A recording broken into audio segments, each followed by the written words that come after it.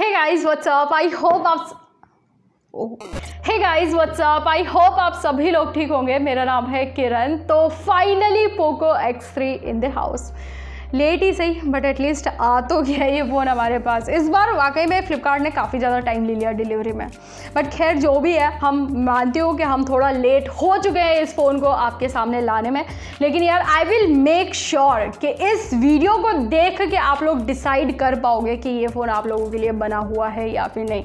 कहने का मतलब ये है, ये एक फ़र्स्ट इंप्रेशन या फिर सिर्फ अनबॉक्सिंग का वीडियो नहीं होने वाला है।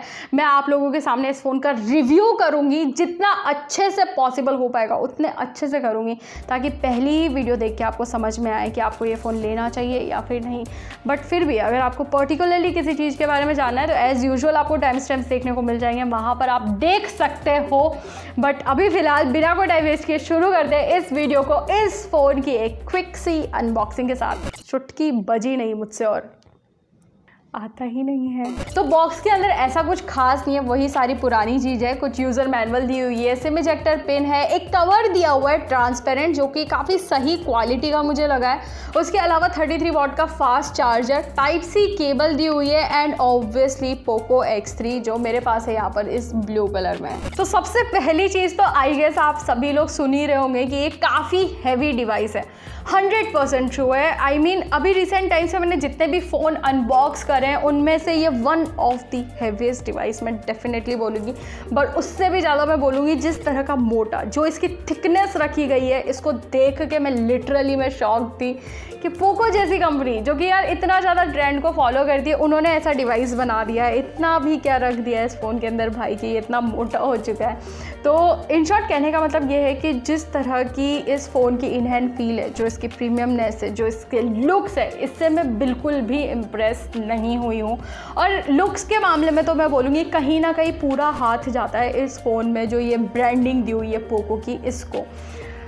आई मीन आप लोग मुझे बताना है यार कमेंट सेक्शन में कि आप में से कितने लोगों को वाकई में पसंद आता है जब ब्रांड अपनी इतनी बड़ी बड़ी ब्रांडिंग करके देता है। तो मुझे तो ये चीज़ बिल्कुल नहीं अच्छी लगती है पर्सनली। बट यार एक चीज़ है कि अगर आप थोड़ा सा सिंपलिस्टिक, थोड़ा सा मिनिमलिस्टिक काइंड का डिज़ाइन अगर बनाते हैं तो मैं अप्रिशिएट करती हूँ उस चीज़ को रेदर देन दिस। तो हाँ, ये एक चीज़ मुझे अच्छी नहीं लगी इस फ़ोन की। बाकी उसके अलावा जो इस फ़ोन की बिल्ड क्वालिटी है, देखो पॉलीकार्बोनेट का बैक यहाँ पर दिया हुआ है, तो ये ध्यान में रखने वाली चीज़ है। इसका जो फिंगरप्रिंट स्कैनर है, देखो इसका पोजीशन तो हाँ चलो ठीक है, थोड़ा सा नीचे है, वो रहते रहते अगर आपने फ़ोन परचेज़ कर लिया तो उसकी आदत हो जाएगी। लेकिन जिस तरह की बिल्ड क्वालिटी इसकी भी बनाई गई है, काफ़ी क्लमजी सा है, ऐसे हिलता रहता है। अभी मुझे नहीं पता कि ये सिर्फ मेरे पास ऐसा है या फिर आप लोगों की यूनिट में भी ऐसा ही है, बट हाँ मुझे जो रिसीव हुआ है यहाँ पे काफ़ी क्लमजी सा मुझे फील हुआ है। दूसरी चीज़, फ़ोन के अंदर डुअल स्टीरियो स्पीकर्स है, काफ़ी अच्छे से काम करते हैं, काफ़ी ज़्यादा लाउड भी है।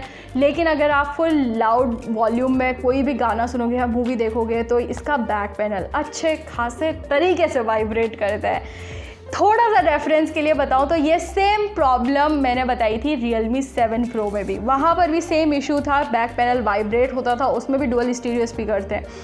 उसके कंपैरिजन में इसका बैक पैनल ज़्यादा वाइब्रेट होता है। आई मीन डेफिनेटली ये मुझे उससे ज़्यादा लाउड भी लगा है लेकिन वाइब्रेट भी होता है। तो कहीं ना कहीं ये सारा रीज़न आई गेस मैं इसकी बिल्ड क्वालिटी को ही देना चाहूँगी जो इसमें कमियाँ मुझे लगी है। बट एनीवेज यार, अगर आप लोग ये सोच रहे हो कि ये पोको X2 का एक अपग्रेडेड वर्जन है, देन ऐसा नहीं है।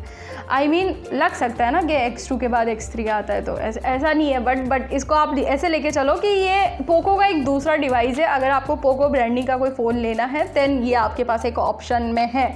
तो अगर आपके पास अभी पोको X2 है देन आपको इसमें अपग्रेड करने की बिल्कुल भी ज़रूरत नहीं है, क्योंकि पहली चीज़ तो ये है, परफॉर्मेंस को अगर देखा जाए ना तो बिल्कुल आपको एक जैसी सी ही परफॉर्मेंस देखने को मिलेगी।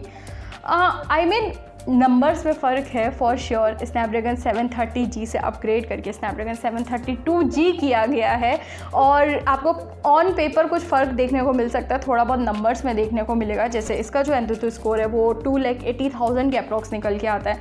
लेकिन ऑनेस्टली बोलूँ तो मेरे पास अभी फ़िलहाल एक फ़ोन है जो कि स्नैपड्रैगन 730G चिपसेट पर है, सैमसंग गैलेक्सी M51, और ये भी एक फ़ोन है जो कि 732G चिपसेट पर है और मुझे परफॉर्मेंस में कोई ख़ास डिफरेंस बिल्कुल भी नहीं नज़र आया है। इनफैक्ट मैं गेमिंग की यहाँ पर बात कर रही हूँ, मैंने दोनों में COD खेल के देखा है, मुझे दोनों में ही एकदम अच्छा एक्सपीरियंस हुआ है। तो परफॉर्मेंस वाइज कोई डिफरेंस नहीं है 730G और 732G में, मुझे बिल्कुल अच्छा इसमें भी एक्सपीरियंस हुआ है। तो हाँ, ये एक चीज़ है जो ध्यान में रखनी है। बट इस फ़ोन के अंदर MIUI 12 दिया हुआ है, पोको लॉन्चर के साथ आता है, जो कि अच्छी चीज़ है, मुझे वो लॉन्चर पसंद है इनका। लेकिन यहाँ पर इतने सारे ब्लॉटवेयर दिए हैं, इतने सारे, आई मीन मैं क्या ही बताऊँ आप लोगों को, भरा हुआ है ये स्मार्टफोन लिटरली ब्लॉटवेयर से। तो ये एक चीज़ है कि आपको अच्छा खासा टाइम निकाल के इन सारी एप्लीकेशन को डिलीट कर देना, क्योंकि ये कोई काम की नहीं है। और हाँ, आगे बढ़ने से पहले आई गेस मुझे बता देना चाहिए, क्योंकि काफ़ी सारे लोग शायद से डिस्ट्रैक्ट हो रहे होंगे इस अगली से मार्क की वजह से, डोंट माइंड इट, बट ये किचन में काम करते करते कुकिंग की वजह से थोड़ा सा जल गया है, तो इस पर ध्यान मत देना। बट हम आगे बढ़ते हैं और बात करते हैं इस फ़ोन की डिस्प्ले के बारे में। देखो, एक चीज़ तो अप्रिशिएट करनी पड़ेगी, कॉर्निंग गोरिल्ला ग्लास 5 की प्रोटेक्शन दी हुई है, वो भी एक प्रोटेक्टिव लेयर लगा के दी है, और जो पंच होल है उसको भी थोड़ा छोटा कर दिया है, जो मुझे एक्चुअली में अच्छा लगा है इस फ़ोन की डिस्प्ले को देखते हुए। डिस्प्ले की वैसे अगर बात करूँ तो 6.67 इंचेस की full HD plus IPS LCD panel दिया हुआ है 120 हर्ट्ज रिफ्रेश रेट के साथ। क्वालिटी अच्छी है, आई मीन जितना अभी तक मैंने यूज़ किया है, जितना कंटेंट मैंने देखा है, मुझे कलर्स वगैरह सब कुछ अच्छा लगा है। ब्राइटनेस को लेके थोड़ा इशू हो सकता है अगर आप आउटडोर्स में जाते हो तो। देखो, मैंने पहले भी बोला था ना कि ये पोको X2 का अपग्रेडेड नहीं है, वहाँ पर 500 निट्स तक का पीक ब्राइटनेस था, इसमें 450 निट्स तक का पीक ब्राइटनेस है, जो आप आउटडोर्स में जब जाओगे तो आपको अच्छे से पता भी लगेगी ये चीज़। बट एक चीज़ है जो मुझे वाकई में अच्छी लगी है, देखो इसमें ना 120 हर्ट्ज रिफ्रेश रेट का सपोर्ट तो दिया हुआ है, ऑब्वियसली इसमें भी है, लेकिन यहाँ पर जब आप 120 हर्ट्ज को सेलेक्ट करके रखोगे ना, तो ऐसा नहीं है आपका फ़ोन हमेशा 120 हर्ट्ज में ही ऑपरेट हो रहा है। जब वाकई में ज़रूरत होगी, जब आप कुछ ऐसा एप्लीकेशन यूज़ करोगे जहाँ पर हाई रिफ्रेश रेट चाहिए, तो वहाँ पर 120 हर्ट्ज तक रिफ्रेश रेट ये चूज़ कर लेगा। अदर देन दैट ये उसको लोअर ही रखेगा, जिससे होगा क्या ना, आपके फ़ोन की बैटरी एक्चुअली में बची रहेगी। पोको X2 में बहुत बड़ा दिक्कत था इसी का। हम अगर आपने 120 हर्ट्ज एक बार सेलेक्ट कर लिया तो उसी में ऑपरेट हो रही है, और फिर बैटरी ना ऐसे ही ख़त्म हो जाती थी। तो ये एक अच्छी चीज़ करके दी है, आई मीन इसको मैं बोलूँगी कि स्मार्ट डिसीजन है जो पोको ने इस फ़ोन के अंदर लगा दिया है, जो हाँ मुझे भी पसंद आया है। और हाँ, वैसे अगर आप लोगों को ये वीडियो पसंद आ रहा है तो मेक श्योर कि आप लोग इस चैनल को भी सब्सक्राइब कर लें, क्योंकि ऐसी वीडियोस इस चैनल पर आती रहती है। खैर, हम बात करते हैं फ़ोन के कैमरास के बारे में। 64 मेगापिक्सल के क्वाड कैमरा सेटअप दिए हुए हैं, प्राइमरी 64 है, 13 मेगापिक्सल का वाइड, 2 मेगापिक्सल का डेप्थ, 2 मेगापिक्सल का मैक्रो, 2 मेगापिक्सल्स के बारे में हम बात नहीं करेंगे। बट उससे पहले मैं एक और चीज़ आपको बता देती हूँ, कैमरा मॉड्यूल जो है वो मेरे हिसाब से डिसेंट दिख रहा है, लेकिन थोड़ा सा बम्पी है, तो कवर वगैरह लगा के इसको प्रोटेक्ट कर लेना। बाकी अगर परफॉर्मेंस की बात करूँ, देखो मैंने मोस्टली जो फ़ोटोज़ हैं वो नेचुरल लाइट में निकाले हैं। जिस तरह के फ़ोटोज़ मुझे मिले हैं, जो कलर्स निकल के आए हैं, जो डिटेलिंग है, जो शार्पनेस इसने मेंटेन करी है, वो मुझे काफ़ी सही लगी है। वाइड एंगल के फ़ोटोज़ भी काफ़ी सही निकल के आए हैं। बाकी फ्रंट में 20 मेगापिक्सल का सेल्फी है, इससे मैंने एक्चुअल में नेचुरल लाइट में, थोड़ा सा आर्टिफिशियल लाइट में, आई मीन इंडोर्स वगैरह में फ़ोटोज़ निकाली है।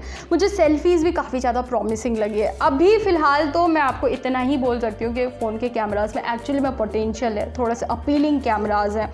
और भी ज़्यादा डिटेल में बता पाऊँगी जब मैं इस फ़ोन के कैमराज़ को अच्छे से हर एक लाइट कंडीशन वगैरह में टेस्ट कर लूँगी, और बाकी के जो और भी इस रेंज में आने वाले स्मार्टफोन्स हैं, जब मैं उनसे थोड़ा सा इस फ़ोन के कैमराज़ को कंपेयर करके देखूँगी ना, तो अच्छे से पता लग पाएगा कि इस फ़ोन के कैमरास एक्चुअली में मार्केट स्टैंडर्ड के हिसाब से कहाँ पर लाए करते हैं।